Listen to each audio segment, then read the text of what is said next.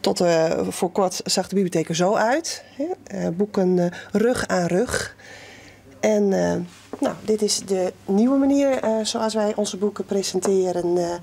We noemen dat dan frontaal presenteren, dus met alle voorkanten. En dat is veel aantrekkelijker, zoals u ziet.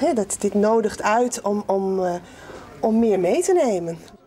Meer liek als een boekwinkel, dat is het idee. De nieuwe opzet maakt de meesten weer naar de bibliotheek loeken. Net dat het nou zo min giet maar het aantal bezoekers van maken. Maar meer is vanzelfs altijd beter. In Haren giet het aantal uitleende boeken in de retailbiep maar haast 24% omheeg. Liek het deze nieuwe opzet de makkers ook wat daar? Ja, beslist. Nou, ik heb er nog net in West, dus ik heb er eigenlijk nog net een mening hoor. Maar ja, wie weet in de toekomst, maar ik denk het net. En wat vind je krek zo mooi onder de inrichting? Nou ja, hij is wat overzichtelijker helemaal. Ik kwam tegenwoordig kom ik net meer in de biep. Vroeger kwam ik wel eens in de biep. Wat zou er voor zwaar gekend als wel weer in de biep komst?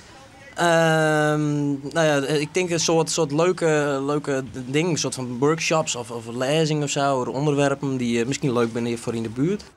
Nog even afwachten dus, hoe groot het succes in maken wordt.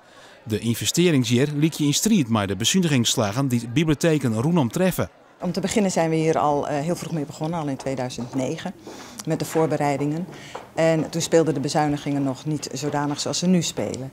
En verder is het zo dat deze verbouwing is tot stand gekomen met incidentele bijdragen, zowel van de gemeente als van de provincie.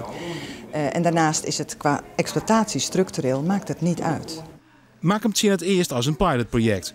Mogelijk worden orenbieps in Friesland in de toekomst ook op deze wijze inrichten.